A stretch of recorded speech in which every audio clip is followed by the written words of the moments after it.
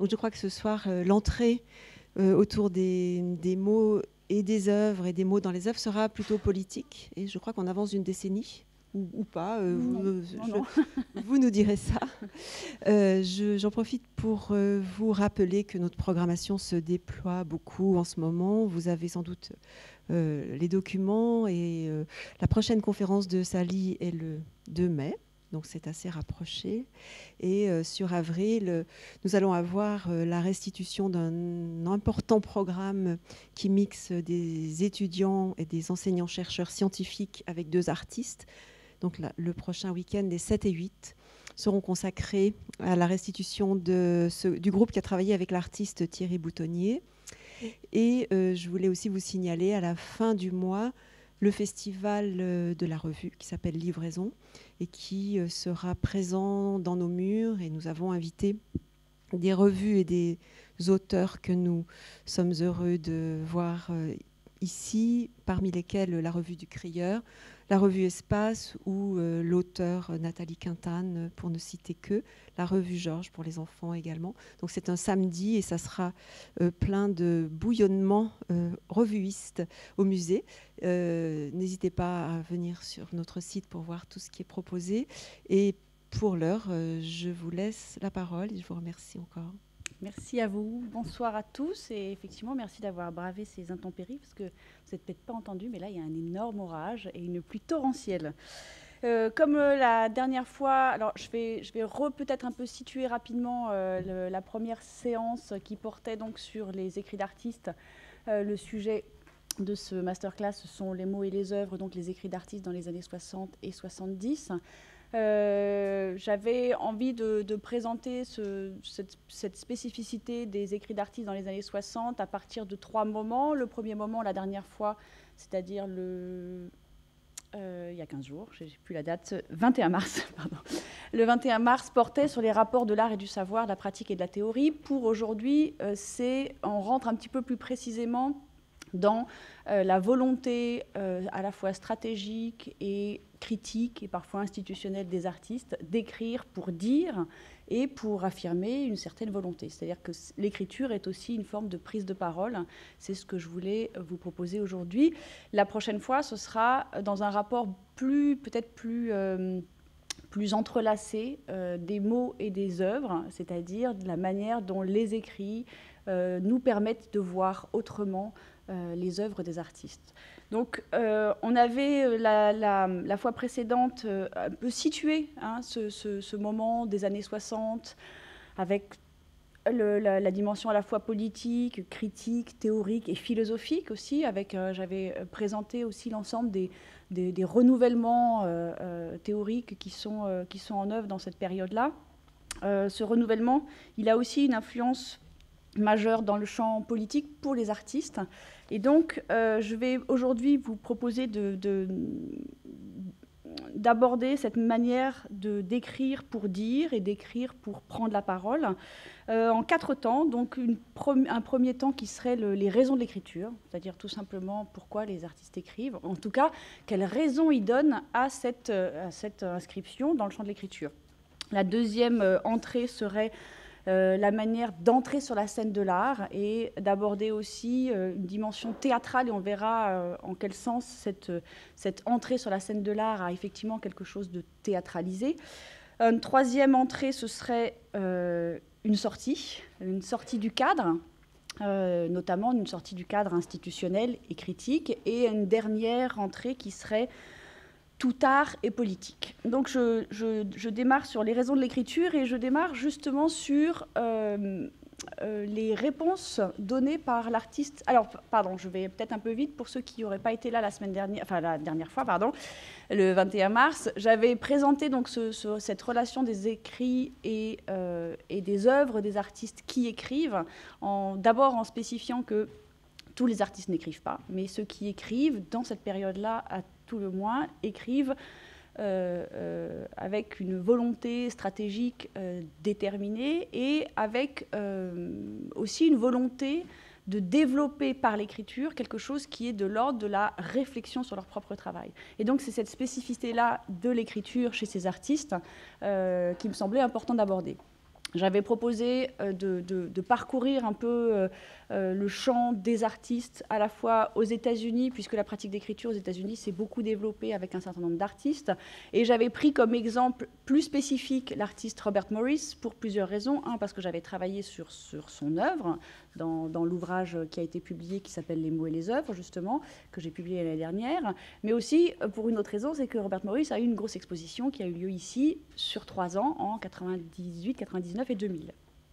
Ensuite, j'avais aussi proposé d'aborder d'autres artistes en Europe, et notamment Daniel Buren et Michelangelo Pistoletto. Michelangelo Pistoletto pour la même raison, c'est-à-dire qu'il a aussi exposé dans ce musée. Donc il y avait ce rapport-là, à la fois sur leur pratique d'écriture qui est très conséquente en termes de volume d'écrits, mais aussi parce qu'il y avait un rapport avec l'endroit où nous sommes.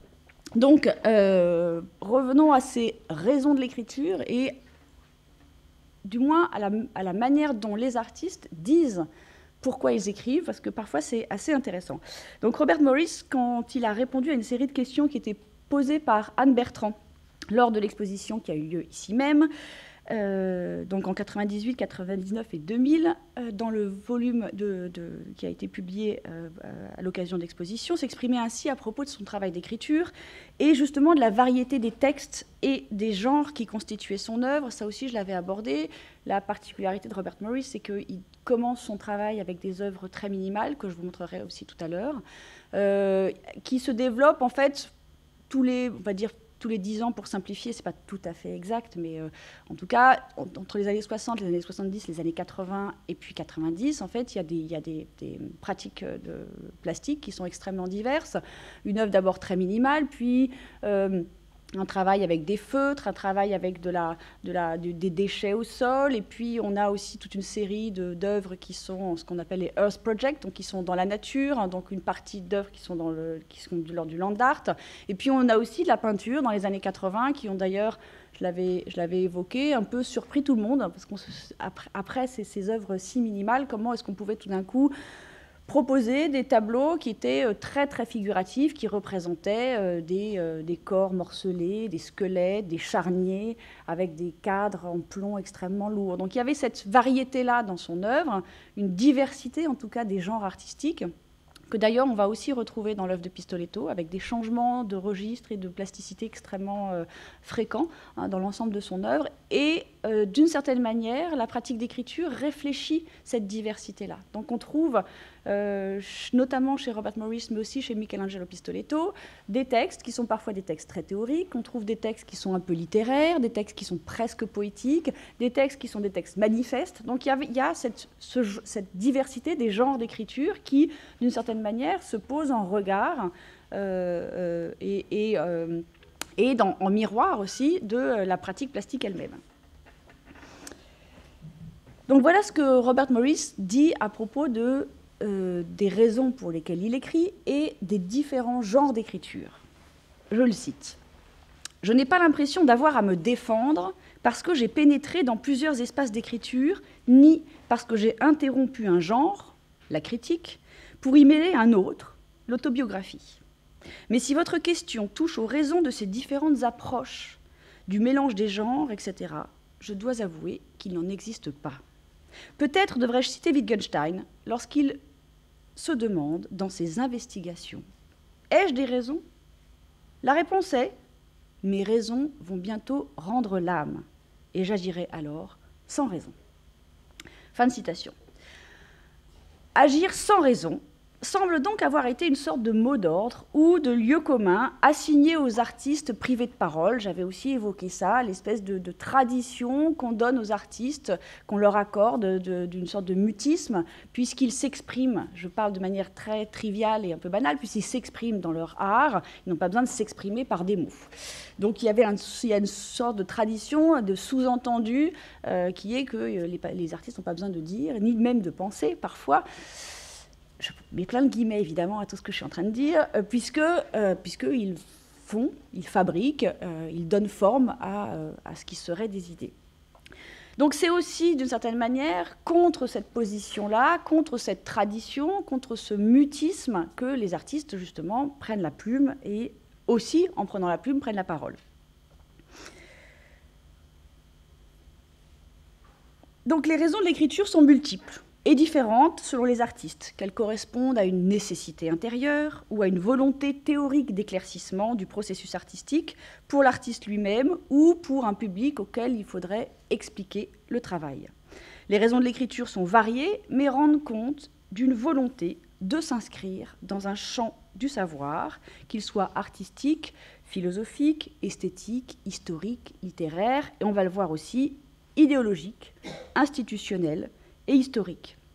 Donc écrire, pour eux, c'est aussi se situer dans un espace spécifique, idéologique, institutionnel, historique, et donc pour délimiter un territoire propre, artistique, pour reprendre la parole, c'est-à-dire pour la prendre à un discours préexistant, celui d'une forme d'autorité, celle de la critique, et celui du pouvoir. Alors, ce discours préexistant de la critique, c'est aussi parfois le discours institutionnel. À revers, il y a une sorte de dimension autoritaire de cette prise de parole par l'écriture qui renvoie à un contexte politique et théorique, qui est celui qu'on avait évoqué la dernière fois. Pour reprendre cette question des raisons de l'écriture, Daniel Buren est celui qui a exposé le plus clairement ces raisons d'écrire dans deux textes, un qui date de 1973 et un autre qui date de 1981. Le premier est intitulé « Pourquoi des textes ?» ou « Le lieu d'où j'interviens ?» et la formule est évidemment importante, « Pourquoi des textes ?» ou « Le lieu d'où j'interviens ?» et l'autre s'intitule « Pourquoi écrire ?» ou « Une fois n'est pas coutume ?» Ces deux textes sont des textes de présentation de ses propres textes pour le premier et présentation des textes de critique pour le second. Et dans ces deux textes, bien qu'ils aient un statut différent, Buren affirme à la fois l'importance de la pratique d'écriture et en même temps la primauté de la pratique artistique sur la pratique d'écriture. Il s'exprime donc sur un besoin du texte et sur le rôle du texte dans une stratégie globale. Le texte apparaît comme une arme, il doit soutenir une lutte, et là je le cite, contre toutes les formes de pouvoir que l'œuvre et l'artiste à la fois subissent et imposent. Hein, je le redis parce que la formule est évidemment importante, et d'ailleurs souvent Buren a un vocabulaire un peu à la fois très polémique, certainement, mais aussi très guerrier. Donc le texte, pour lui, est bien une arme, et il y a une lutte, et cette lutte, elle est contre l'institution, principalement. Donc je répète, le texte doit soutenir une lutte contre toutes les formes de pouvoir que l'œuvre et l'artiste, à la fois, subissent et imposent. Donc le texte est une prise de parole. Il permet d'exprimer ce que la doxa cherche à taire, dit encore Buren, c'est-à-dire, et je le cite encore, les rapports entre l'économique, l'esthétique, le politique, le pouvoir, l'idéologie, la critique, l'artiste et l'œuvre. Tout, en quelque sorte. Et donc, le texte est aussi là pour décrypter les rapports et les relations entre, justement, l'économique, l'esthétique, l'artistique, le politique, le pouvoir, l'artiste et même son œuvre. Paradoxalement, le texte vise aussi à clarifier son propre statut, c'est-à-dire le statut du texte, et à prévenir une tendance à occulter l'œuvre au profit du texte. Les textes ne sont pour Buren, dit-il, que l'écho des œuvres. Et je reprends cette formule puisqu'elle vient aussi elle-même en écho à celle que j'avais proposée pour terminer en fait la première séance, qui était une formule de l'artiste italien Giuseppe Pennone qui dit, à propos de ses propres textes, il faut lire en pensant aux œuvres. Donc pourquoi je vous parle de ces deux textes de Buren? Parce que justement Buren expose les raisons qui sont les 5 raisons qui poussent à une activité littéraire, et en fait, les 5 raisons qu'il donne pour sa propre pratique, en fait, sont valables pour l'ensemble des artistes qui écrivent à cette période. Ces 5 raisons sont la nécessité, l'urgence, la réflexion, la commande ou le plaisir. La nécessité, dit-il, c'est celle de, et je le cite, prendre la parole, mais aussi la reprendre aux critiques qui, sans vergogne, l'ont usurpée. Donc, grâce au texte, l'artiste peut échapper à leur discours. La seconde raison, c'est l'urgence. Et l'urgence, elle va désigner une réponse exigée par les événements à ceci ou à cela, à ceci EUX et à cela EUX. En l'occurrence, par exemple, et je l'avais évoqué la fois précédente, cette image de l'exposition de Buren au musée Guggenheim en 1971. Je vais y revenir. La troisième raison, c'est la réflexion. La réflexion qui permet, selon une distance critique et temporelle vis-à-vis des œuvres, plus ou moins longues, de comprendre ce qui a été fait et qui autorise une sorte de suivi de l'élaboration qui sert à la pratique. La troisième raison, c'est la commande. Non, la quatrième raison, pardon. C'est la commande qui permet de se pencher sur des problèmes différents et donne lieu à des textes différents. C'est toujours Buren qui s'exprime de cette manière-là. Et la dernière raison, c'est tout simplement le plaisir. Le plaisir d'écrire que l'intimité, l'absence d'ambition littéraire ou, dit encore Buren, de talent nécessaire ne nécessite pas de justifier. Donc parmi les différentes raisons invoquées par Buren, deux principalement, mais l'ensemble aussi finalement, se retrouvent chez la plupart des artistes qui pratiquent une écriture réflexive, c'est la nécessité et la réflexion. Nécessité de faire droit par l'écriture et la publication de textes à une parole qui existe. L'artiste considère qu'il a quelque chose à dire sur la situation, sur son art, sur sa pratique, sur la manière dont il élabore son œuvre, et une pratique qui existe et donc qui doit être disponible et qui vise également à une prise de parole sur et contre la critique d'art qui parle d'un lieu qui n'est pas l'art. Alors, je voudrais reprendre cet exemple de l'exposition au Guggenheim, je l'avais très très rapidement évoqué la dernière fois. Il se trouve que je crois avoir simplement décrit cette œuvre que vous voyez là, et je vais vous donner le petit texte qui accompagnait en fait, qui accompagne les images dans les textes de Buren, où il décrit en fait ce qui est proposé.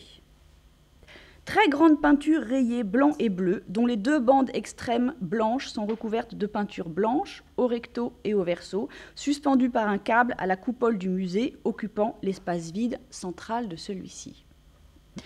Selon la position du spectateur sur la rampe hélicoïdale du bâtiment de Frank Lloyd Wright, au fur et à mesure de sa déambulation, la perception de la toile diffère constamment, allant de l'occupation totale de l'espace, de face.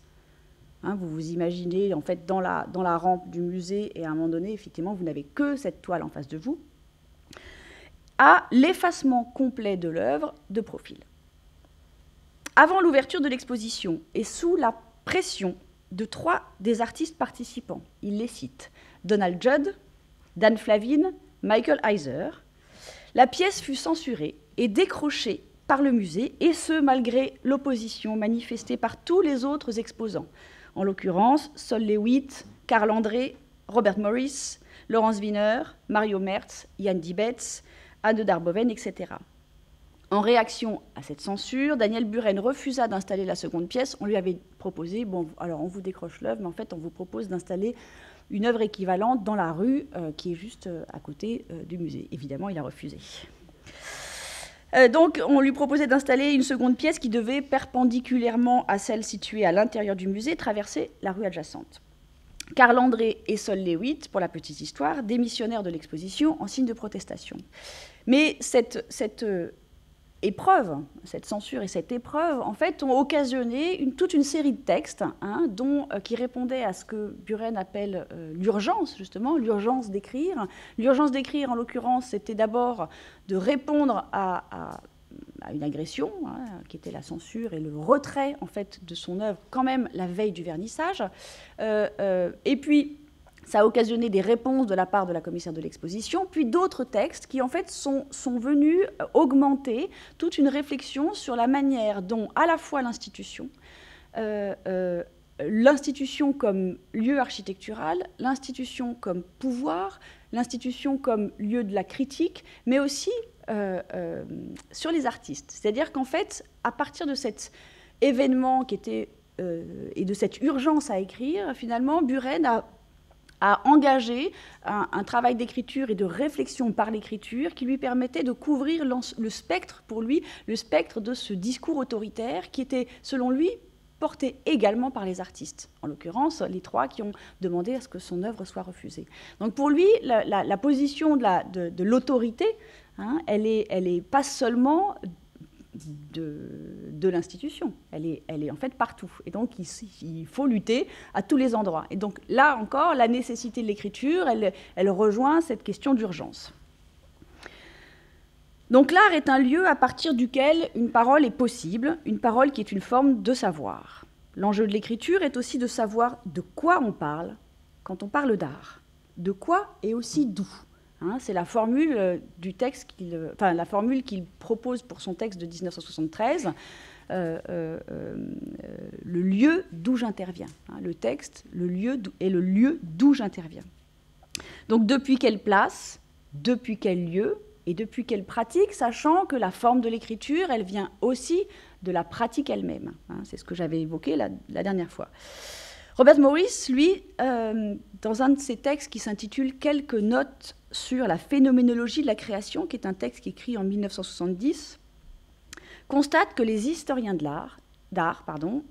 ou de l'art d'ailleurs, et sans doute les critiques, ont porté peu d'attention au processus de création artistique, au profit d'une analyse du produit fini, de l'œuvre accomplie. Maurice, lui, s'intéresse justement à la manière dont se font les œuvres, et d'ailleurs s'intéresse plus au temps de l'élaboration du travail que de l'objet fini.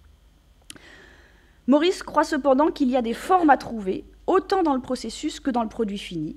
Le comment de l'élaboration, de la fabrication, contient pour lui autant de formes possibles et de formes d'analyse possibles que l'œuvre réalisée, autonomisée par le regard esthétisant. Alors ça, c'est une œuvre qui s'appelle « Boxed with the Sound of its Own Making » et qui est en fait tout simplement une boîte dans laquelle Maurice a intégré un enregistrement de la fabrication de la boîte. Donc il y a un effet de mise en abîme, évidemment, mais qui est aussi l'idée que cette œuvre-là, ce n'est pas un objet totalement autonome qui répond d'une certaine manière aux œuvres minimalistes de cette même période, mais qui comprend son processus d'élaboration. Et cette volonté-là de donner en quelque sorte à voir la manière, le comment de la fabrication de l'œuvre va se retrouver aussi dans ses propres textes. Pour continuer sur ces raisons de l'écriture, j'en viens maintenant à Michelangelo Pistoletto qui énonce dans la première phrase du livre qui s'appelle « L'uomo nero il lato insopportabile », qui veut dire « l'homme noir, le côté insupportable ». L'homme noir, j'y reviendrai tout à l'heure, c'est en fait un personnage de ce qu'il appelle les collaborations créatives du groupe Zoo, qui est une troupe de théâtre. Donc il écrit ce texte qui est à la fois un texte théorique, un texte critique, un texte un peu autobiographique, un peu poétique, où il raconte plein de choses.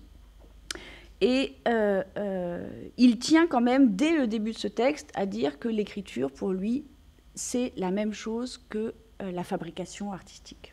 Que écrire, c'est réaliser. Que d'ailleurs, l'écriture sert à réaliser. Donc le texte « L'homme noir, le côté insupportable » mêle tous les genres d'écriture. C'est une écriture un peu vagabonde. On a des questionnements philosophiques, on a des descriptions de ses œuvres qu'il est en train de fabriquer dans l'atelier, on a des expériences esthétiques, et le texte semble se calquer sur l'ensemble de l'œuvre de l'artiste et d'une certaine manière fait entrer le lecteur dans son espace. La fonction de l'écriture, en l'occurrence, c'est celle de la réalisation. Et là, je cite Pistoletto, « L'écriture sert à réaliser tout ce que, pour une raison ou une autre, on ne peut pas réaliser, entre parenthèses, expliquer correctement. Elle sert à fixer la pensée, une nécessité active ou créative. » Donc Pistoletto associe l'écriture comme nécessité, encore une fois, comme là encore c'est une des raisons de l'écriture qui était celle donnée par Buren, nécessité active ou créative, et il la compare à la capacité d'éclairement de la lumière. Il ajoute « La lumière n'existe pas si elle n'a pas d'endroit où se poser. Ou plutôt, la lumière souffre si elle ne sait pas où se poser et donc se manifester. » Donc il renvoie la manifestation de la lumière sur les choses à l'activité spéculative. L'écriture permet donc d'éclairer et de réaliser. J'écris et là je cite Pistoletto, « J'écris parce que c'est une façon de réaliser. L'écriture me sert à réaliser immédiatement ce que je ne peux pas réaliser autrement, parce que ça me paraît trop difficile ou impossible, ou qu'il vaut mieux ne pas le réaliser. » Alors, si les raisons positives de l'écriture de texte étaient la nécessité et la réflexion, il y a aussi une série de raisons négatives dont la principale est de se positionner contre l'interprétation et contre la critique d'art. Donc il y a une part privée, publique ou privée, où l'écriture spécifie la démarche artistique pour l'artiste et puis pour le public aussi auquel le texte s'adresse. Si le texte retourne sur l'œuvre ou en vient, puisqu'il y a quand même, et ça aussi je voudrais insister un petit peu là-dessus, le texte il part de la pratique et tous les artistes sont d'accord pour inscrire vraiment cette pratique d'écriture qui serait presque, alors c'est un peu tendancieux puisque je reviendrai tout à l'heure sur le fait qu'il y a dans cette pratique d'écriture une volonté de sortir de l'atelier, c'est-à-dire de sortir l'œuvre de l'espace de l'atelier. Mais au fond, la pratique d'écriture, elle vient de là aussi. Elle vient de cet espace-là également. Donc, le texte retourne sur l'œuvre et en vient, et il permet à l'artiste de se positionner dans le champ du discours et surtout éviter d'être mal interprété. Et ça revient souvent dans les textes, ce besoin d'éviter la mauvaise interprétation.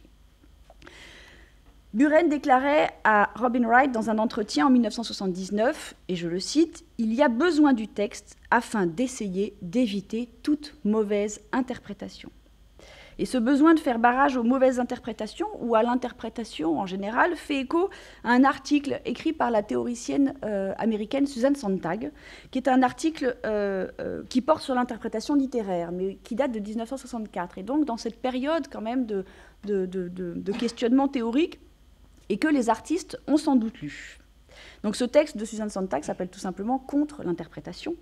Et dans ce texte, elle analyse la critique actuelle qu'elle considère être une critique interprétative. L'interprétation est une sorte de stratégie pour réévaluer un art ancien à l'aune des nécessités actuelles.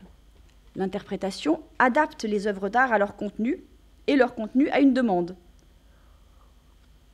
L'interprétation s'adapte aux idées du temps. Susan Sontag considère donc que l'interprétation sert la critique et qu'elle est une manière de soumettre l'art, de le rendre conforme et d'en faire un article d'usage. Évidemment, c'est exactement ce contre quoi les artistes luttent. Donc il est nécessaire de remettre en question cette forme de critique interprétative, d'éloigner l'interprétation et de montrer, et là c'est ce que propose Susan Sontag dans son article, de montrer plutôt comment est ce qui est, ou même que ce qui est, plutôt que de montrer ce que cela signifie. Donc ce refus de l'interprétation que relève Susan Sontag dans son article correspond à une sorte de revendication de la nouvelle génération d'artistes, notamment américains, qui recherchent la littéralité, qui recherchent une forme de neutralité, qui refusent la subjectivité et qui refusent l'interprétation de l'art, notamment à partir de la compréhension de la vie de l'artiste, qui est un des motifs aussi de refus ou de critique de la part des artistes. C'est par exemple ce qui fait dire à Daniel Buren, depuis 1967, Daniel Buren vit et travaille in situ.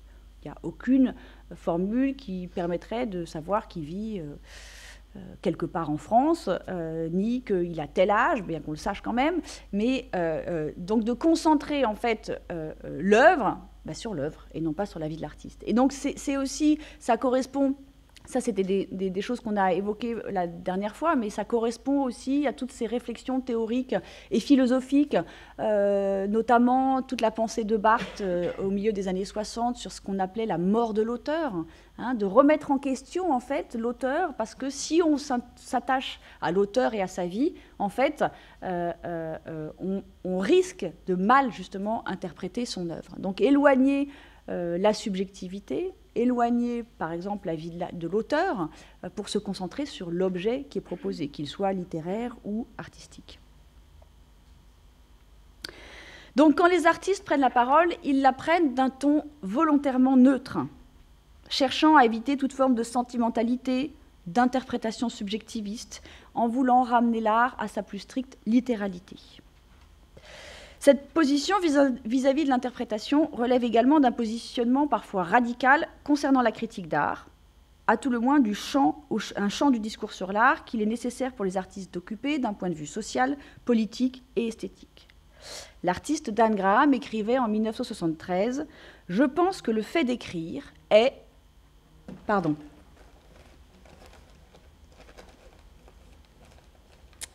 Je pense que le fait d'écrire est, pour les artistes, une responsabilité morale et sociale envers ses collègues et le public en général.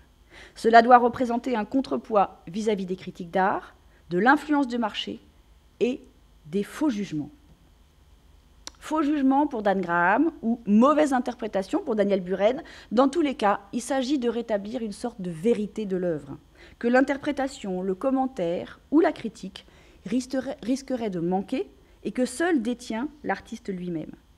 Ainsi, non seulement l'artiste prend la parole, au sens de prendre, non seulement l'artiste prend la parole, mais c'est aussi lui qui se met à revendiquer un savoir sur son art. Ce savoir qui serait une vérité, un savoir qui cesse d'être uniquement pratique, un savoir-faire, et un savoir qui peut se revendiquer comme une connaissance. Revendiquer un savoir sur son art, une connaissance qui ne soit pas seulement pratique, mais aussi spéculative, prendre la parole contre la critique. L'usage que font les artistes de la critique correspond à une sorte de réappropriation du discours critique, qui a pour but de sortir d'une forme de tutelle, d'autorité ou de gouvernementalité, c'était une formule qu'utilisait Michel Foucault justement, gouvernementalité ou autorité que représente la critique d'art et l'institution. Donc il s'agit pour les artistes, à travers cette prise de parole aussi, d'entrer sur la scène de l'art. D'entrer sur la scène de l'art, c'est-à-dire sur la totalité de la scène de l'art, non seulement par ses objets, mais aussi par un discours. La fonction critique, elle est détournée. L'artiste prend la plume.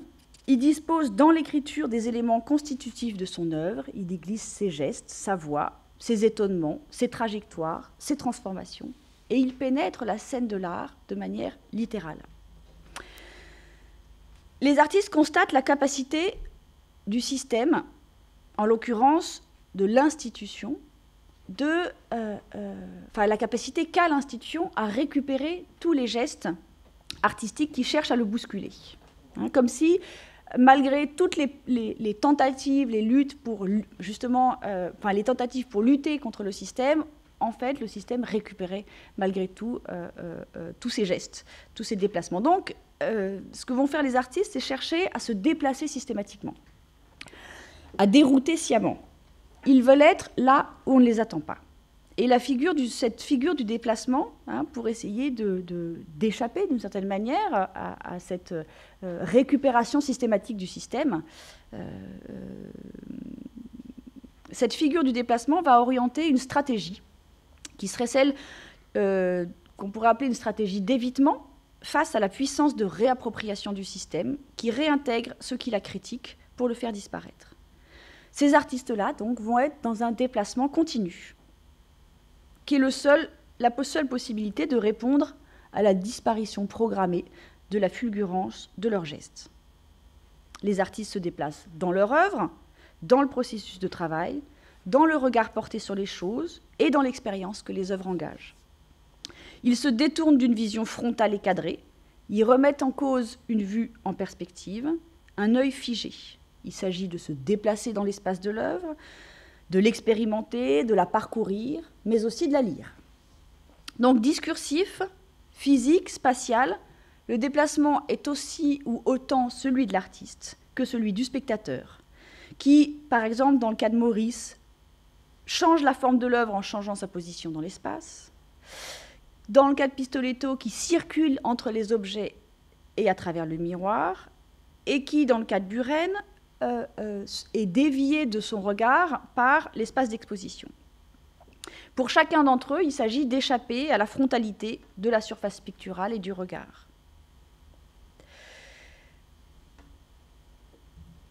Alors, pour échapper à cette frontalité, ils vont introduire une pratique théâtrale. Et, enfin, en deux sens, c'est-à-dire que la pratique du théâtre va accompagner et se situer en regard d'une pratique du texte. Ce qui permet aussi, et pour plein de raisons, de mettre en regard le texte et le théâtre, c'est-à-dire à la fois un discours du texte et un espace. Alors là, je vous montre une pièce, enfin une image d'une performance de Robert Morris en 1965 avec Caroline Schneemann, qui est une artiste. La performance s'appelle Sight. Donc en 1965, Morris réalise une performance avec cette artiste américaine, Caroline Schneemann. Sur la scène, ce que vous voyez, l'artiste est nue, allongée sur un canapé, elle regarde les spectateurs. Morris, lui, est habillé. Il a une combinaison blanche. Parfois il a une combinaison blanche, là il a une sorte de combinaison blanche. Il a le visage soit découvert, soit couvert d'un masque blanc qu'il représente lui-même, et il déplace des formes rectangulaires, des panneaux de bois blanc. Un autre exemple. La manipulation a quelque chose du travail manuel et du jeu. Son vêtement et l'ensemble de ses gestes désignent le labeur du travailleur. On entend pendant la performance des bruits de construction, qui renvoient d'ailleurs à cette box with the sound of its own making. La performance représente un tableau vivant de, vous l'aurez reconnu, l'Olympia de Manet. Alors, cette performance de Robert Morris, c'est pour introduire à cette pratique théâtrale qui va se répandre en fait aussi et parallèlement à ces pratiques d'écriture chez ces artistes dans les années 60. Le théâtre, c'est une scène, c'est aussi une parole, c'est un corps et un espace. C'est, puisque je l'ai cité tout à l'heure, pour Barthes, et la formule est assez belle, c'est une pratique qui calcule la place regardée des choses. Le théâtre suppose une multitude de points de vue. Tout l'art est fait de tableaux, de découpage dans l'espace et dans le temps, soumis au regard, mais le théâtre, c'est également un texte, une pratique qui a pour fonction, dit encore Barthes, de théâtraliser la production. Donc le théâtre, c'est la théâtralisation de la production, d'une productivité. Les artistes, à travers leurs textes, mettent en scène la production. Et cela, ils le font avec la volonté d'avoir une fonction sociale ou publique, faire voir et faire comprendre ce qui est montré, et une fonction politique, faire apparaître les rapports de production et s'appliquer à les transformer. Alors, cette question des rapports de production, je ne vais pas développer, mais il se trouve que cette performance de Robert Morris porte justement sur ces questions des rapports de production. Il met en scène, il se met en scène aussi en travailleur, qui interroge les rapports de production et aussi le champ de la prostitution. Ça, j'y reviendrai avec la figure de l'Olympia de Manet. Donc il y a une théâtralité aussi bien dans les textes, dans cette volonté de rentrer sur la scène de l'art par l'écriture, mais aussi dans les œuvres et dans ce moment un peu singulier qui est celui des années 60. Alors, par exemple, dans la lignée du Living Theatre, qui était cette troupe de théâtre expérimental libertaire qui a été créée un petit peu avant, en 1947, par Judith Malina et Gillian Beck. Donc dans la lignée du Living Theatre, mais aussi d'un groupe de danse qui s'appelle le Judson Dance Group, qui, entre 60 et 62, s'est installé en fait dans une église à New York, la Johnson Church, et qui va devenir, au tout début des années 60, un collectif contestataire de premier plan, avec des danseurs comme Trisha Brown, Lucinda Childs, David Gordon, Simone Forti, Steve Paxson, Yvonne Rainer, et Robert Morris, d'ailleurs, que vous voyez en fait tout en haut à gauche, qui est un peu derrière. Hein, ouais, c'est celui tout en haut à gauche. Donc, par exemple, cette question de la théâtralité va vraiment occuper ces artistes-là, et on peut comprendre le rapport qui va se faire entre la volonté d'occuper un espace scénique, théâtral, la volonté d'occuper la scène de l'art par l'écriture. Robert Morris va, lui, débuter son parcours artistique par des performances théâtrales. Pistoletto va, lui, fonder une compagnie théâtrale, le Zoo, qui, en 1968, part faire du théâtre dans les campagnes. Et Buren commence ses premières manifestations en 1967 par une installation théâtrale, et il va concevoir des dispositifs scéniques. De manière positive ou négative, la théâtralité de l'œuvre d'art va poser question. Parce qu'avec elle, on s'interroge sur son autonomie, sur sa relation avec le spectateur, sur sa dimension spectaculaire. Cette question de la théâtralité, elle a nourri d'ailleurs les débats à la fin des années 60. Il y a un défenseur de la peinture et de la sculpture moderniste, qui était un critique d'art américain important, qui s'appelle Michael Fried. Et Michael Fried, dans le courant d'un autre critique important qui s'appelle Clément Greenberg, hein, ces deux critiques d'art qui ont vraiment qui avaient une place importante dans les années 50 et 60, surtout 50 mais aussi 60, qui se sont positionnés en fait d'abord comme défenseurs de l'art moderniste, hein, donc plutôt de l'art des années 30, 40 et 50, et un petit peu en conflit avec les artistes des années 60. Et donc, le conflit des années 60 portait sur, enfin, le reproche qu'ils avaient à faire, et notamment Michael Fried, qui a écrit un texte important sur cette question-là, un texte qui s'appelle « Art et objectivité ». Michael Fried considérait que les œuvres des artistes minimalistes, notamment Donald Judd, par exemple, ou encore Robert Morris, hein, donc c'est des œuvres de ce type, que les œuvres des artistes minimalistes, en fait, étaient théâtrales. Et ce qu'il entendait par théâtral supposait qu'au fond, on n'était plus devant une œuvre qu'on regardait depuis un point de vue qui était la place du spectateur étant aussi le titre d'un livre de Michael Fried, donc depuis la place du spectateur, mais que le fait que notre corps était intégré à la perception qu'on avait de l'œuvre, puisqu'on va marcher, notamment quand vous regardez les L-beams de Robert Morris, vous marchez autour des œuvres et vous faites aussi un travail de perception qui est aussi lié à votre déplacement dans l'espace, puisque en vous déplaçant dans l'espace, vous comprenez que en fait, c'est le même objet qui, positionné différemment, va se composer en fait d'autres éléments. Hein, donc ce que Michael Fried reproche à ces artistes minimalistes, c'est de faire disparaître ce qui était l'autonomie de l'œuvre moderniste. On n'est plus devant une œuvre qui est donc séparée ou mise à distance de nous, mais on est comme intégré à sa perception. Donc il appelle cet art théâtral, il lui reproche sa théâtralité et il dit qu'il est littéraliste. C'est l'art minimal, il est littéraliste. Et si l'art qu'il nomme littéraliste est théâtral, c'est parce que l'expérience qu'il propose est celle d'un art de situation. Situation dans laquelle le spectateur est inclus.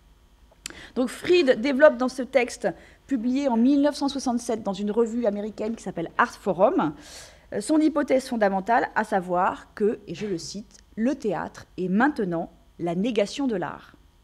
Donc il va reprendre en fait les arguments justement de Donald Judd, qui à la même époque écrit un texte très important, qui est un texte théorique sur la nouvelle sculpture et qui s'appelle Specific Objects.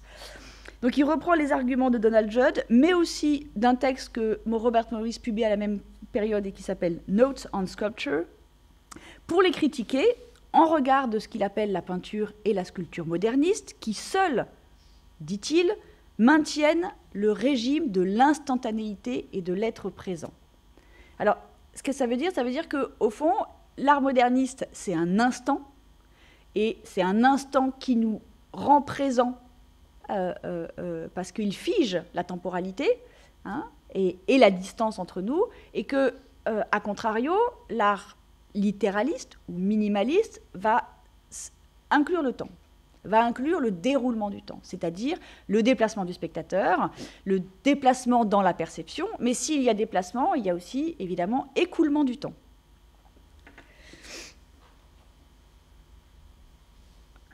Donc là où pour Michael Fried, l'art moderniste se donne comme présence dans l'instant, les œuvres minimalistes se déroulent dans le temps, mettent en scène l'expérience de la durée. Et c'est ce qui les rend, dit-il, théâtrales au sens paradigmatique.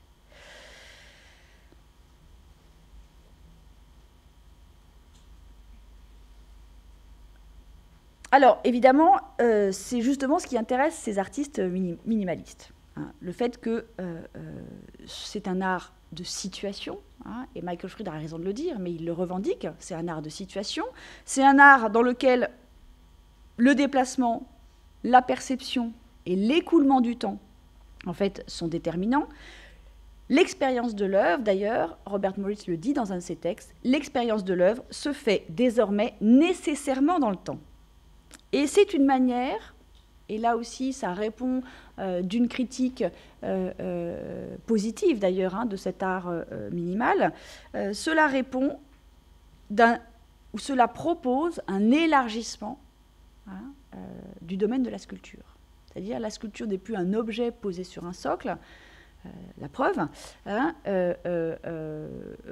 et non seulement c'est plus un objet posé sur un socle, mais c'est plus seulement un objet. C'est aussi l'espace, c'est aussi l'atmosphère, hein, c'est aussi la manière dont on le regarde, c'est aussi l'état dans lequel on est quand on regarde, etc. Tout ça est en fait inclus dans la perception que l'on a des œuvres. Donc les travaux de Robert Morris sur scène du début des années 60, hein, les travaux, parce qu'il a fait des danses, il a fait des performances, il a fait des espèces d'installations sur scène, et les variables qu'il met en œuvre dans ses sculptures renvoient aux éléments de la réalisation théâtrale. Ce sont des modes d'appréhension de la sculpture dans l'espace réel qui rejoignent les préoccupations du théâtre expérimental. Avec Continuous Project Altered Daily, qui est une installation dans la galerie de Leo Castelli en 1969, une installation qui va se situer en deux endroits, en fait, dans la galerie de Leo Castelli et dans un entrepôt. Et en fait, cette pièce s'appelle, son nom c'est Continuous Project Altered Daily, celle en bas à droite, c'est un ensemble de ce projet, en fait. Un projet continu modifié quotidiennement. Un projet continu modifié quotidiennement, ça veut dire qu'en fait, pendant toute la durée de l'exposition, qui durait à peu près une vingtaine de jours, c'est ça, Maurice revenait tous les jours pour modifier la terre, les éléments, etc. Donc là encore, on n'a pas une œuvre figée, unique, définitive, propre, certainement pas, et au contraire, elle est volontairement, elle manifeste volontairement cette expérience de la durée. Donc, Third Waste, que vous voyez en bas à droite, c'est composé de matériaux industriels dans l'entrepôt, et ce projet continu, modifié quotidiennement, en fait, comprend, pour le spectateur qui y assiste, et qui d'ailleurs a l'occasion d'y revenir, comprend le processus de son élaboration et d'une certaine manière la mise en scène de l'artiste lui-même, hein, puisqu'en fait on voit l'artiste au travail, donc c'est aussi une mise en scène de l'artiste qui vient chaque jour, pendant les 12 jours de l'exposition, modifier le travail. Alors, pour l'anecdote, le titre de cette exposition, Continuous Project Altered Daily, en fait, sera aussi le titre qu'il donnera au recueil de ses textes qui est publié en 1973. Donc il y a aussi, évidemment, ce n'est pas anodin qu'ils reprennent ce titre-là pour en fait, rassembler l'ensemble de ces textes. Ce texte-là sera repris aussi par la danseuse Yvonne Rainer en 1970. Donc là, en fait, c'est simplement une image de la danseuse Yvonne Rainer avec Steve Paxson pour une performance justement dans le Johnson Church en 1963. Mais Yvonne Rainer, en 1970, reprend encore le titre de Robert Morris pour une exposition qui a lieu au Whitney Museum. Et elle reprend son titre à Morris, puisqu'elle fait... En fait, pendant le montage de l'exposition de Robert Morris qui a lieu au Whitney Museum, elle fait en fait une installation. Et pendant toute la durée du montage, elle vient avec des danseurs pour faire le parallèle entre le geste de l'ouvrier puisqu'il y a la société, une société qui s'appelle Lippincott, pardon, qui fabrique les œuvres industrielles de Maurice dans les années 60. Et donc, elle fait intervenir les danseurs, en fait, pendant le montage de l'exposition et en faisant le parallèle avec les ouvriers.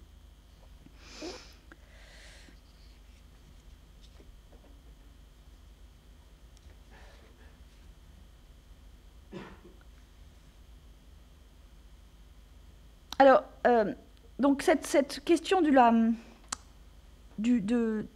l'acte créatif dans le contexte historique et social est très important aussi pour Robert Morris. Il s'intéresse à l'art comme moyen de production de formes et il privilégie les pratiques artistiques qui relèvent du processus plutôt que celles du relevant de l'objet. Il va renouer aussi avec les danses, les performances, et va distinguer ou tenter de se distinguer de l'art minimal par des pratiques liées au théâtre, à la danse, au cinéma. Et, je le cite, il écrit « Le processus de fabrication ne se situe pas derrière la scène, mais constitue la substance même de l'œuvre. »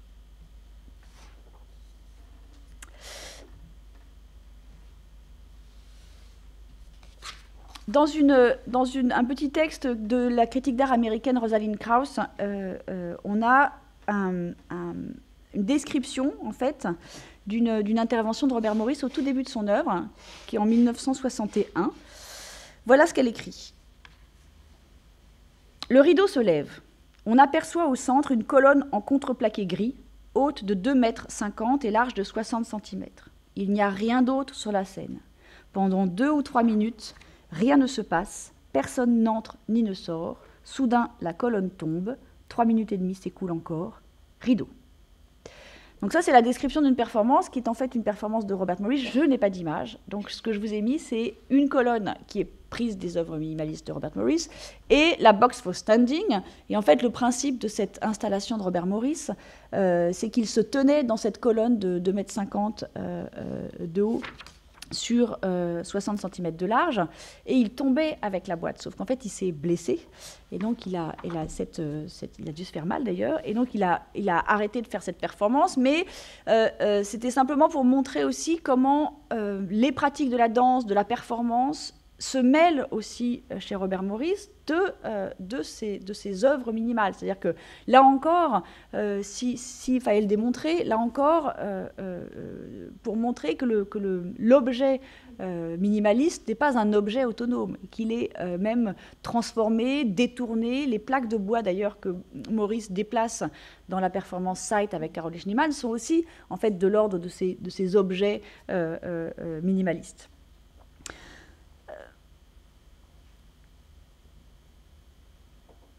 Concernant Daniel Buren, son intérêt pour le théâtre est particulier.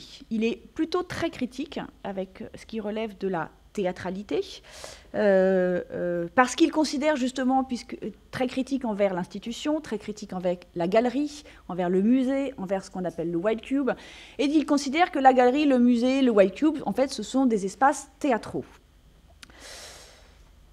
Il fait souvent allusion au théâtre pour désigner justement ce lieu chargé qu'est la galerie. Le caractère théâtral de celle-ci est signalé par une absence de neutralité. Et donc cette absence de neutralité va, selon lui, colorer les œuvres.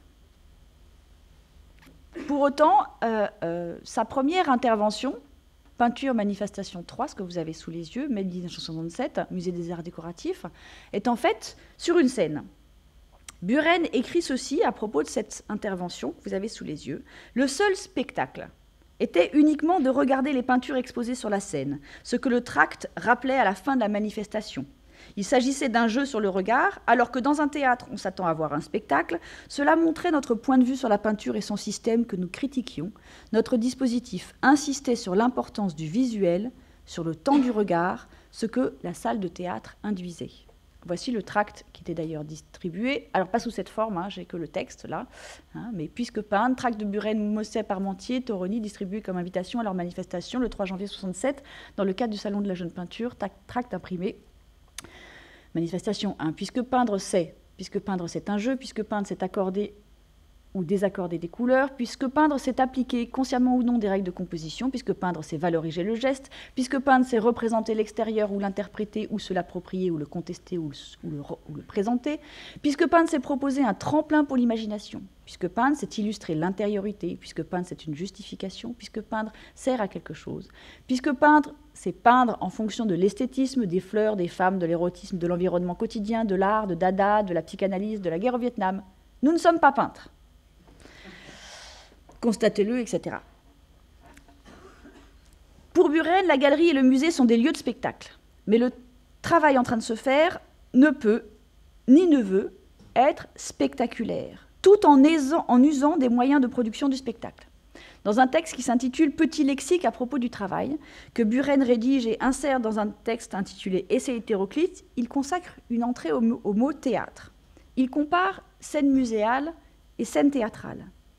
Ce qu'il remet en question n'est pas tant le théâtre lui-même que la dimension spectaculaire et par là occultante, qui est un terme qui revient souvent dans ces textes, du musée comme décor, au détriment des œuvres qu'il est supposé faire voir. Donc ça, c'est tout le travail de Buren, d'expliquer qu'en fait, dès qu'on rentre dans un musée, on a un regard qui est déjà en fait soumis ou assujetti à l'institution, et qu'au fond, on ne voit plus des œuvres, on voit les œuvres du musée. Et que l'idée étant d'essayer de voir comment une œuvre dans un musée, comment retrouver en fait à l'intérieur du musée un regard neuf qu'on aurait en dehors du musée. Donc ce qu'il remet en question n'est donc pas tant le théâtre lui-même que la dimension spectaculaire et par là occultante du musée comme décor au détriment des œuvres qu'il est censé faire voir. La théâtralité permet au discours du musée de s'imposer, dit-il. Donc le théâtre est l'espace où se rejouent les rapports sociaux comme les rapports de production. C'est l'endroit d'un engagement actif, la possibilité de mettre en scène une action possible au sein de la société et de comprendre la dimension politique qu'elle suppose. Pistoletto, par exemple, va comparer la galerie et la scène théâtrale en évoquant l'entrée en scène du public au moment du spectacle, dit-il, qu'est le vernissage. Et il va renverser la situation en faisant du public les acteurs mêmes d'un spectacle qui se joue, qui serait l'art. Il a monté, Pistoletto, vers la fin des années 60, la troupe de théâtre nommée Zoo, le groupe Zoo, dont vous voyez une proposition qui est le Teatro Baldacchino à Turin en 1968, avec laquelle il a produit des spectacles itinérants. L'idée de Pistoletto était de mettre l'art à l'épreuve du réel, sortir de l'atelier, utiliser une multitude de langages artistiques. Les expériences théâtrales de Zoo tiennent de l'action, de la performance, plus que du théâtre classique. La présence d'ailleurs du Living Theatre de Julian Beck en Italie à cette période influence ce type d'action. Le groupe Zoo et Pistoletto vont développer ce qu'il appelle la collaboration créative, qui est très importante pour lui, et vise à mettre en scène, justement, la dimension collective de la création. Je le cite. « Ce n'était certainement pas mon intention de faire du théâtre. Je ne voulais pas cesser d'être peintre et devenir acteur. Je voulais me confronter à d'autres moyens d'expression artistique, à d'autres instruments, à d'autres langages. Ce que je recherchais, c'était une collaboration créative. » Évidemment, quand vous assemblez différents langages et que vous êtes physiquement en représentation, cela s'appelle du théâtre. Parce que le théâtre rassemble tous ces éléments. La personne, les mots, le son, la couleur, le mouvement, la lumière, le tout dans un espace vivant. L'enjeu est donc d'expérimenter artistiquement une autre forme de sociabilité, tout comme une manière d'approcher et de pénétrer la société. Certaines expériences du zoo, fondées sur la performance, sur l'action et sur l'improvisation, donnèrent lieu à des spectacles quasi thématiques, dont un personnage, l'homme noir, que vous voyez là, devenu emblématique, se retrouvait de lieu en lieu, incarné par différents membres du groupe. Et d'ailleurs, cet homme noir va être le sujet et le personnage principal du texte que Pistoletto va écrire, qui s'appelle L'uomo nero, il lato insopportabile. Ce texte met en scène l'artiste à la fois comme artiste et comme écrivain en train d'écrire dans une situation réflexive et littéraire. Donc il s'agit, dans toutes ces manifestations, théâtrale, en fait, de sortir du cadre.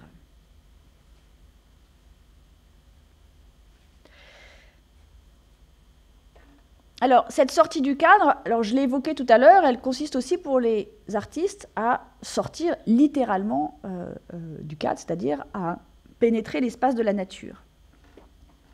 C'est le cas pour Maurice dans ses œuvres du Land Art. Là, vous avez l'observatoire qui se trouve à quelques dizaines de kilomètres d'Amsterdam, ou dans une série de projets qui s'appelle les Earth Project, mais qui va se manifester d'une manière particulière avec cette œuvre qui s'appelle Wheels, réalisée en 1963, et qui est vraiment le vecteur de cette volonté de déplacement et de sortie de l'atelier. C'est une sculpture en forme de roue, bois peint et métal, constituée de 2 roues attachées par un axe, qui sert métaphoriquement à un voyage dans l'espace étendu du paysage et du pays. Cette sculpture a pour origine un texte intitulé On Wheels, qui est écrit en 1962, dont voici un petit extrait parce qu'il est assez long. Alors, je vous montre quand même les autres images où on voit Maurice. On suppose qu'en fait, il devait parcourir comme ça l'espace du Kansas, puisqu'il vient du Kansas, en fait. Mais bon, ça semble quand même un petit peu compliqué. Je vous cite le texte. « Roux, roulons ensemble. Roux, il n'y a rien comme vous. Roux, vous êtes si pleine de roulements que vous ne pouvez pas être épuisée. Roux, vous avez un roulement sans fin. Roux, nous pourrions aller à peu près n'importe où, juste tous les 3. Roux, roulons ensemble. Roux, nous devrions traverser le Texas. Roux, nous devrions voir le pays. Roux, nous devrions voir ces falaises où le vent s'engouffre pour rejoindre l'océan. » Fin de citation. Alors, ce qui est important là, c'est de noter que le texte précède la forme produite et projette un passage au dehors qui s'accomplit dans l'espace, mais après l'écriture. Donc la sculpture, là, comme le texte, vient accompagner un processus d'extériorisation effectif que le texte va initier. Alors,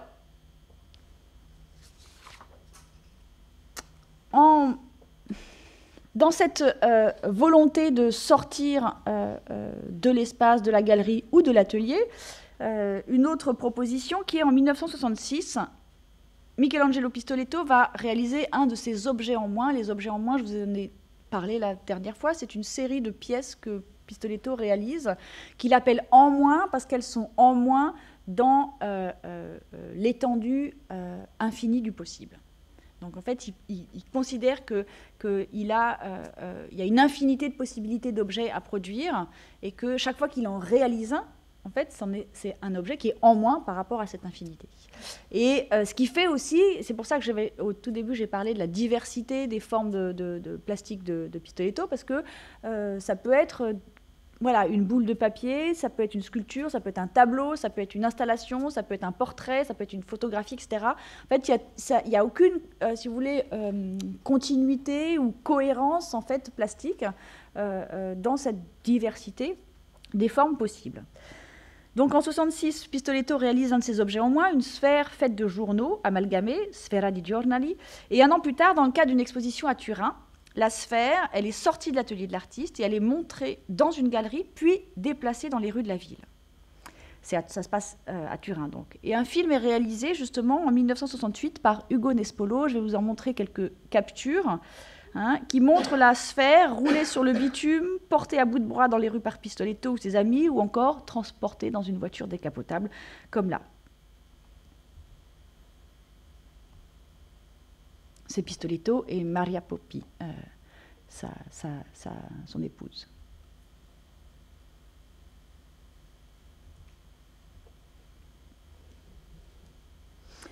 Donc là, il y a aussi, dans cette volonté de sortie, de déplacement, évidemment, toujours, mais dans cette volonté de déplacement, il y a quelque chose aussi qui est de l'ordre de la dimension active de l'activité artistique. C'est-à-dire, c'est sortir de l'espace confiné, on va dire, de la galerie, du musée et de l'atelier aussi, et d'une certaine manière, activer hein, la place, un peu métaphoriquement, hein, activer la place de l'artiste dans, en l'occurrence, la ville ou la société. Donc la dernière partie de cette intervention, c'était tout art est politique. Pour Robert Morris, tout art est politique et son travail est dès son commencement investi d'une dimension politique qui se déclare dans des préoccupations liées au faire, au processus, à la question du travail, à la représentation, à l'usage de matériaux divers, notamment des matériaux industriels. Les pratiques de la danse et du théâtre proviennent aussi d'un déplacement de la pratique artistique dont l'enjeu est d'explorer les pratiques qui sont liées au processus, mais aussi à interroger le monde du travail, par exemple, son idéologie en regard et en miroir du monde de l'art.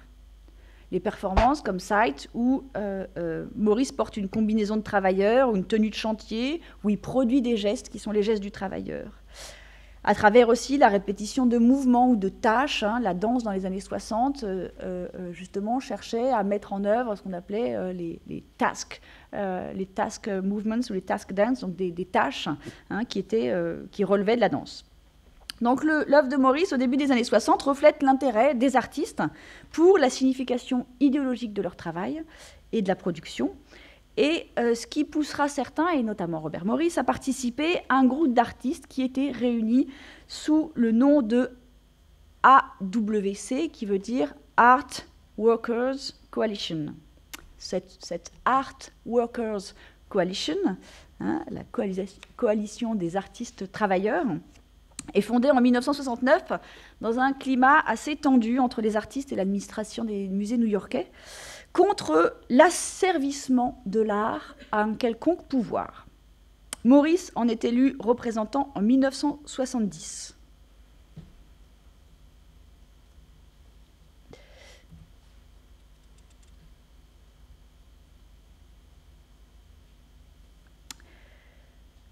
Morris va prendre en charge un discours politique à la fois dans la rue, par sa participation aux différentes actions de la Art Workers Coalition, et par le texte. L'importante activité de Morris dans les années 70, notamment politique, va avoir pour action la fermeture à la demande de Morris de sa rétrospective au Whitney Museum pour dénoncer le massacre de Kent State University le 4 mai. C'est lui qui a organisé la grande grève des artistes, la grande grève de l'art que vous avez sous les yeux, la Art Strike du 22 mai 1970. Sur cette photo, vous le voyez, il est en impair à droite. On va lui passer l'espèce de mégaphone. Donc c'est lui qui organise cette journée de grève, qui obligea, et le voilà de plus près, il a enlevé son imperméable, cette Art Strike, New York Art Strike, a obligé les institutions à fermer en signe de désaccord avec le gouvernement américain.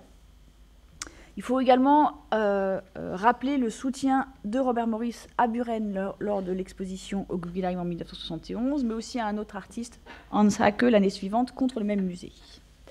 Dans un de ses textes, voici ce que Robert Morris écrit. « Tout art est politique, dans sa réception comme dans sa fabrication.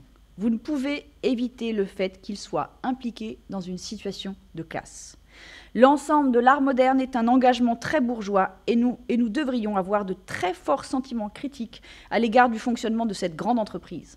Néanmoins, nous faisons en grande partie allégeance au type de structure, intention, investigation et changements qui sont intervenus à l'intérieur de cette structure de classe. Il y a de nombreux facteurs d'oppression dans la manière dont le monde de l'art évolue, irrespectueux de la sensibilité ou de l'invention qui arrive. » Donc ces différents facteurs d'oppression représentent une forme d'instrumentalisation de l'art par le pouvoir, par le marché, et constituent le risque majeur encouru par l'art actuel pour Robert Morris.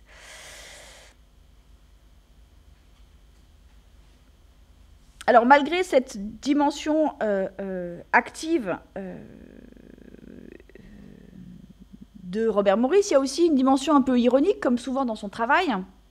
Et, par exemple, Dans ces textes, malgré le sérieux des questionnements qui le sous-tendent, on trouve, par exemple, dans l'annonce que Robert Morris fait passer dans plusieurs journaux en novembre 1970, donc la même année que la grève de l'art, au nom de la Guide des artistes péripatéticiens.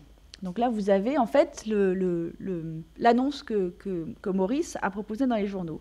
Et cette annonce offre les services de l'artiste Robert Morris. C'est écrit normalement quelque part, disponible pour toute commande, n'importe où dans le monde.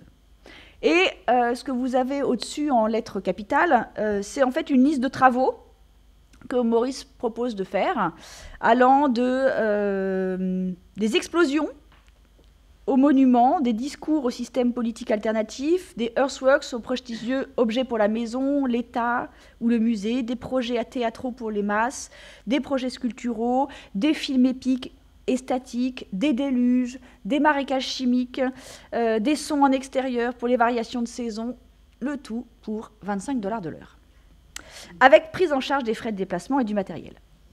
Alors, au-delà de la dimension ironique de la proposition, et son lieu de diffusion d'ailleurs, le journal, qui est d'ailleurs en droite ligne des revendications de la Art Workers Coalition, afin justement de mettre en cause et de contourner le système traditionnel du musée et des galeries. En fait, ce qui est évidemment amusant, c'est que Morris propose une liste qui correspond plus ou moins à ses propres projets. Donc autant il mime la condition de l'artiste travailleur qu'il cherchait justement à représenter dans les années 60, mais aussi il détourne la critique. Donc si la critique institutionnelle a largement dominé l'ensemble des revendications d'ordre politique de la plupart des artistes des années 60, se limitant parfois à une critique interne du système, certaines recherches s'inspirent aussi de la philosophie ou des réflexions théoriques de l'époque sur la position de l'artiste vis-à-vis du marché.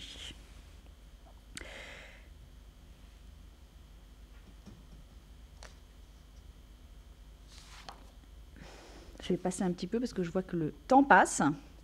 Et justement, cette position vis-à-vis du marché va se focaliser sur la question de l'objet artistique. Donc, il y a une réflexion politique des artistes sur le capitalisme qui est présente dans les œuvres et dans les textes des artistes et qui relève du constat d'une société de plus en plus administrée et soumise aux impératifs économiques du marché. Cette situation historique dans laquelle se retrouvent les artistes est le sujet d'une vive interrogation sur la position de l'artiste, mais aussi sur le bien-fondé de sa pratique. Est-ce que l'artiste doit encore rajouter des objets aux objets existants ? Est-ce qu'il doit encore venir gonfler le flot grandissant des marchandises artistiques ? Certains artistes conceptuels ont choisi de ne plus produire d'objets en déplaçant leur pratique artistique dans le champ de la linguistique. Certains artistes se positionnent plus radicalement, et c'est le cas par exemple d'un artiste de l'Arte Povera qui s'appelle Piero Gilardi, qui, après avoir exposé à la galerie Sperone en mai 1966, après avoir théorisé dans un texte qui s'appelle Micro-Emotive Art, pour une revue en janvier 1968, après avoir écrit l'un des textes du catalogue de la fameuse exposition « Quand les attitudes deviennent formes », abandonne définitivement la création artistique afin de répondre, comme il le dit lui-même, aux exigences de mai 68. Et pour entrer dans une dimension politique, je vous cite le texte où il s'explique. On avait senti à l'époque que la communication était toujours véhiculée à travers la marchandise du capitalisme, et dans le domaine artistique, à travers l'objet. Un objet sacré, comme tous les objets produits par le capitalisme. Le land art et l'art conceptuel, le body art par la suite, avaient bien sûr tenté de communiquer ces pulsions, mais ce fut à nouveau à travers des métaphores, des films, des objets. Dans ce contexte, et après avoir analysé le contenu de mon travail artistique en accord avec la violence de ce contenu, mais ne voulant plus être un spécialiste de la métaphore récupérée dans l'usine de la culture bourgeoise, j'ai eu la certitude que je devais entrer dans la vie, faire un choix politique, me placer à l'intérieur de la classe révolutionnaire, entrer dans le combat militant pour une transformation sociale, une transformation de tous les aspects de la vie. Fin de citation. Donc l'enjeu est bien la récupération du travail par le système. un motif récurrent d'un certain nombre d'artistes dont les préoccupations, justement, font écho aux réflexions philosophiques de la période. Buren aussi va s'attaquer à cette question de la production, mais il va s'attaquer à la production à travers, non pas l'objet, mais ce qu'il appelle le produit. La mise en cause visée par Buren est moins celle de l'institution muséale que celle du produit, car le produit, dit-il, ou c'est le produit qui fait se perpétuer le système. C'est le produit, c'est-à-dire le fait qu'il continue à y avoir des objets d'art, hein, qui confortent le système de la marchandisation. Ce que nomme le produit, c'est, et je le cite, la peinture, la sculpture, l'objet, pour être plus général, ce qui est produit par le processus du travail dans le domaine des arts plastiques, du visuel.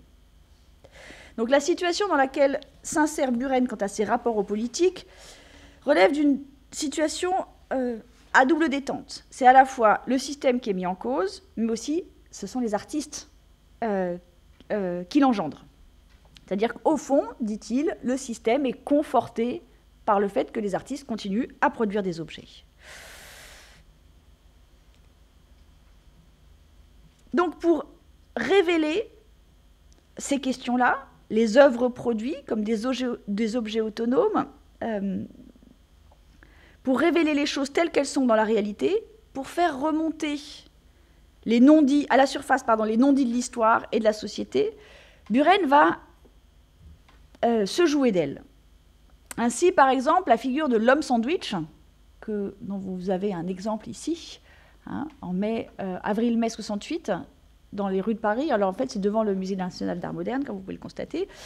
Hein, donc c'est la figure de l'homme sandwich telle que Buren la met en scène devant le Musée d'art moderne, qui relève d'une interrogation sur ce qu'un philosophe qui s'appelle Adorno nommait la réification de l'œuvre d'art, c'est-à-dire sa chosification, hein, sa transformation en chose et donc en marchandise.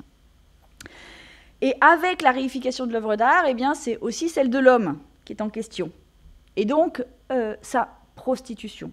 Là, on retrouve un petit peu, si vous voulez, la question qui était mise en œuvre par Robert Morris dans Sight, dans sa performance Sight. Hein, donc, outre le caractère d'apparence non artistique de la proposition et sa dimension commerciale, normalement, ce sont évidemment des publicités qui sont, qui sont portées par les hommes sandwich, qui s'inscrivent dans ce que Buren faisait à l'époque, c'est-à-dire ce qu'il appelle des affichages sauvages. C'est-à-dire son outil visuel qui est collé un petit peu partout et qui se déplace. Donc ce sont des feuilles de papier rayées collées sur des pancartes qui étaient donc portées par ces hommes sandwich. Il s'agissait pour Buren d'arpenter l'espace public pour diffuser une information de type a priori publicitaire, en l'occurrence là, publicitaire, c'est l'outil visuel. Et cet arpentage renvoie d'une certaine manière à la figure du flâneur dont Walter Benjamin disait, et je le cite, qu'il emmène en promenade le concept même de vénalité. Donc c'est bien la question de la prostitution et du lien qui peut être fait entre l'activité de l'artiste vendant son œuvre et celle de la prostituée vendant son corps, et qui est d'ailleurs très souvent présente dans les questionnements de l'époque, notamment par exemple dans un tout autre domaine, dans les films de Godard, hein, où ces questions-là sont évoquées, notamment Vivre sa vie ou Deux ou trois choses que je sais d'elle. Buren va revenir sur ces questions-là dans un petit texte qui est un ouvrage polémique, qui est un statut d'œuvre, qui s'intitule « À force de descendre dans la rue, l'art peut-il enfin y monter ?» et où il s'interroge en disant « Il y a un certain mépris dans la désignation même d'art public. Ne dit-on pas de la même façon pour désigner une prostituée, une fille publique ? L'art public, contrairement à l'art pour les musées, serait-il celui qui se prostitue ?» Fin de citation. La distinction faite par Buren entre art public et art pour les musées peut paraître paradoxale, mais c'est bien le rapport de l'œuvre au mode de production capitaliste qui est en jeu.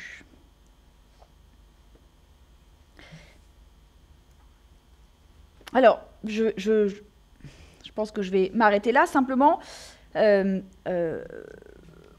cette cette fonction critique à la fois des œuvres et des artistes sur la scène institutionnelle répond aussi d'une fonction stratégique et qui, même si dans la plupart des cas, et pour les artistes que j'ai cités, mais pour aussi les autres artistes de cette période des années 60 jusqu'au milieu des années 70, on peut dire que quand même cette fonction critique très polémique et politique aussi est plutôt circonscrite dans un temps. Hein, et au fond, si les textes et les œuvres se situent dans sur la scène institutionnelle et dans cette fonction stratégique, où ils ont une valeur plus d'explication que de commentaire d'une situation déterminée historiquement, on peut, en fait,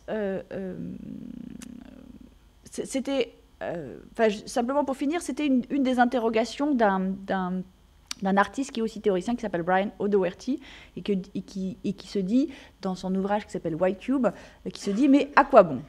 À quoi bon toute cette dimension critique, tous ces textes, tout cet activisme, toute cette volonté de modifier le système pour, et puis c'est un petit peu les questions qui étaient évoquées, hein, pour finalement eh bien, être retourné par lui, pour être finalement intégré par lui, pour être, et d'ailleurs, si maintenant on sort de ces questions-là et qu'on regarde ce qu'il en est des œuvres des artistes, on peut considérer que aujourd'hui, les œuvres de Daniel Buren, les œuvres de Robert Morris, les œuvres de Michelangelo Pistoletto, les œuvres de Donald Judd, les œuvres de même Piero Gilardi d'ailleurs, qui a eu une exposition il n'y a pas si longtemps dans une galerie parisienne, finalement sont réintégrées à ce système contre lequel, en fait, il se situait. Donc, on peut se poser la question « à quoi bon ?» Je n'ai pas de réponse, je vous laisse y réfléchir. Toujours est-il qu'on peut quand même considérer que il y a une sorte de force de proposition et d'énergie et aussi de manière de se situer en regard de sa propre époque qui semble quand même rafraîchissant et qui peut servir d'exemple peut-être, ou en tout cas qui nous permettent de situer aussi ce travail-là dans une époque. Alors, j'en ai fini, il est même tard. Juste simplement pour introduire à la prochaine séance, il s'agira d'aborder cette question des textes non pas en regard d'une situation politique, ni dans leur capacité à modifier, changer, s'inscrire, occuper l'espace de l'art, le champ de la critique et la scène institutionnelle, mais comment, en fait, à travers les textes, on va avoir une appréhension et faire une expérience de l'œuvre qui sera différente. Voilà, donc c'est de manière peut-être plus directe comment, en fait, le texte nous fait voir autrement, tout simplement. Je vous remercie de votre attention.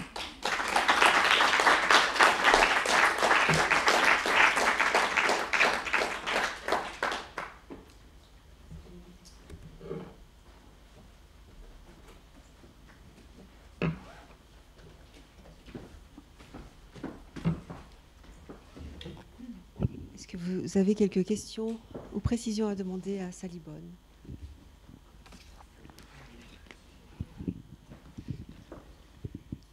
Oui, bonsoir, merci. Bonsoir. Juste une question, en fait, vous avez fini en montrant une sorte de contradiction entre une proposition politique qui finalement est intégrée par le système. En fait, je suis d'accord dans le sens où, prenons Adorno comme une critique de la société bourgeoise d'ailleurs. L'idée c'était de se dire que finalement, quand l'art n'avait pas de finalité, il devenait vraiment tiré vers le bas. Et par ailleurs, me semble-t-il, ils sont bien dans cette lignée-là, sauf que dans leur propre proposition, où il faut tenir compte de la durée, il y a problème. Parce que justement, ils sont aujourd'hui tout à fait muséables. Ils sont aujourd'hui intégrés par le système, comme vous l'avez dit. Mais ce qui m'interroge quand même un peu plus que ça, c'est le fait de faire une sorte de proposition qui consiste à dire on va dénoter. On va proposer, justement comme un combat, une dénotation, on va décrire, et c'est celle-ci qui va être fixée comme étant l'œuvre. De mon point de vue, là, il y a un problème, puisque de toute façon, l'art est phénoménal. Et on ne peut pas, d'une manière totalitaire, décider que même si c'est la proposition de l'artiste, ça va être celle-ci qui va être retenue. Donc là, il y a un deuxième problème qui m'interroge un peu, en fait, parce que c'est tout à fait, de mon point de vue, acceptable, convenable, voire même nécessaire, comme ils le disent, de vraiment intégrer la proposition à son temps idéologique, comme il... Mais l'intégrer de cette manière-là, c'est, de mon point de vue, un peu problématique. D'une seule unique manière de voir, de proposer, c'est une sorte de... La chose en soi, en fait, pour l'œuvre artistique, c'est quand même compliqué. Alors, merci. Je ne suis pas sûre que ce soit une seule manière de faire une proposition, parce qu'il y a quand même... il y a une forme réactive par rapport à une situation politique. Hein, mais en même temps, cette forme réactive par rapport à une situation politique, elle va se déployer dans l'espace et dans le temps, dans des formes très différentes. Et ça, c'est quand même... alors, il y a ce petit bémol que j'ai mis sur le fait qu'effectivement, on peut considérer que il y a tout cet activisme, entre guillemets, cette action, cette volonté, parfois stratégique, de réfléchir, de modifier les choses, mais c'est pas dans un champ univoque non plus. C'est pas dans des formes qui sont figées. Alors certainement pas pour Maurice et pour Pistoletto, vu les transformations de leur œuvre, des transformations de leur texte et des transformations même réflexives, parce qu'en plus, notamment chez Maurice, il y a des textes dans les années 60 et 70 qui se positionnent très fermement, mais il a continué à écrire, et jusqu'au texte des années 2000, en fait, il continue à réfléchir à la situation, à remettre en question ses propres positions des années 70, etc. Donc il y a pas de fixité, en tout cas chez ces deux-là, c'est sûr.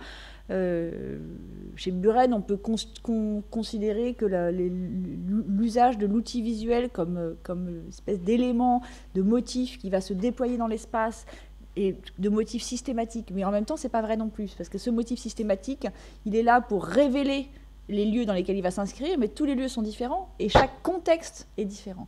Donc, je suis pas sûre que l'œuvre puisse être considérée chez eux comme une chose en soi, ni même qu'elle soit figée, en fait. Elle est située dans le temps, ça c'est sûr, mais en même temps, il me semble qu'elle a des répercussions, en fait, et que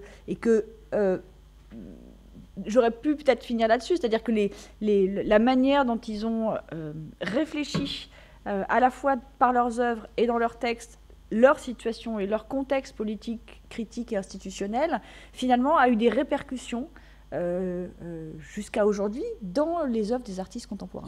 Et donc ça, c'est justement pas une faillite, c'est pas un échec. Voilà. Peut-être que je retourne un petit peu la chose, mais... Je